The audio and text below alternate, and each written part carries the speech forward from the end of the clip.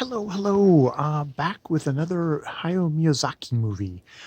This time I watched Ponyo 2008 with Ja. This is a rewatch for me of this anime movie, very much sea-based, water-based movie of what's basically a little fish, a little mermaid who kind of has to kind of make a choice of whether wants to stay magical or as it's or as her formerly human father says, you if you choose to be a little girl, you'll lose your magic. But in the in between state, as it is, it seems to have thrown the balance out of the world.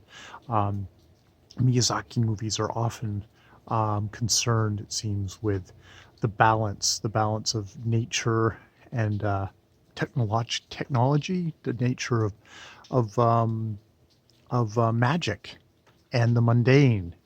Um, and in this story, this little what they call kind of a goldfish. It almost reminds me of like little sea monkey, that you see in the back of a comic book that I saw in the back of comic books in the 80s in Canada, was comes up to the surface and is found by Shinzo, a 5-year-old boy, who pulls this little goldfish out of the water.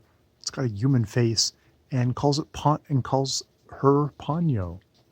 Um, and ends up getting pulled back into the water by the evil wizard.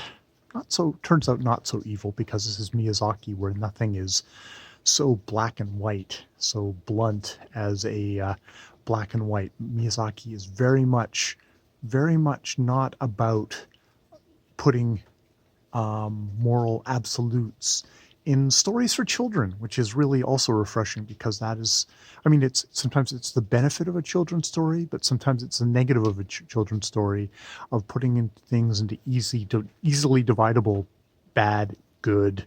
One side is completely right, one side is completely wrong. His father is out at sea, is a captain on a ship, while he is being cared by his mother, who is a freaking speed demon on the road. And you just like, oh my God, you're driving too fast. She works at a senior center where, he kind of kibitzes with the little old ladies, then goes across to his preschool, where there's a little girl who wants to play with him, but Ponyo, as a little goldfish, spits water on her, and she starts crying. So he kind of takes her back, and yes, Ponyo gets swept back into the ocean, but with a bit of this incredibly potent magic, does become a little girl. And indeed, Ponyo, throughout the thing, as she performs her magic, enlarging things, doing, running on water, will suddenly sometimes go from being like just a little human girl to almost being like a chicken armed kind of creature. Just so whimsical. Um, she and all her brethren come roaring out of the ocean, and the brethren are all giant water fish, like they're made of water, and they inundate this little seaport, Japanese kind of village place. And and everything gets kind of mostly buried underwater, but everyone seems to take it as a matter of course. There's kind of an exciting scene where the mother just seems to suicidally rush up the mountain to get to home, with giant waves crashing all around. You just want to call social services on this lady for her mother. And it's weird looking at this is again one of these things of, as we're looking at Ponyo's mother, we're going, is this her Shinzo's mother, or is this like, a teenage sister? But no, it's that how young characters can look. And indeed, it's his mother, who's pissed off at his father for taking yet another shift on the ship, another run on the ship. But yeah, it's gorgeous yet again. It's a very simple tale this time. The animation feels a little simpler, I think, because we're kind of going for more of a children's book, but it's still gorgeous. We still have kind of the gorgeous sweeping music. There's these points where Ponyo and her brethren are kind of cascading down, and it's not. It's not a Wagner or the Ride of the Valkyries, but you could hear it kind of weaved in there. So it's like the music is wonderful, the animation is wonderful, everything is so globular and liquidy in this world and flowing. How Ponyo, as I said, kind of changes back and forth.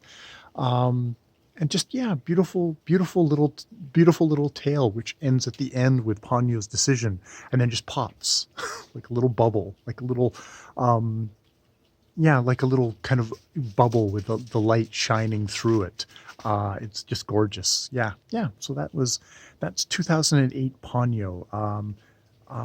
It's not. It's like every time Miyazaki makes a movie, it's like different, like historical or an adventure. This is very much kind of a children's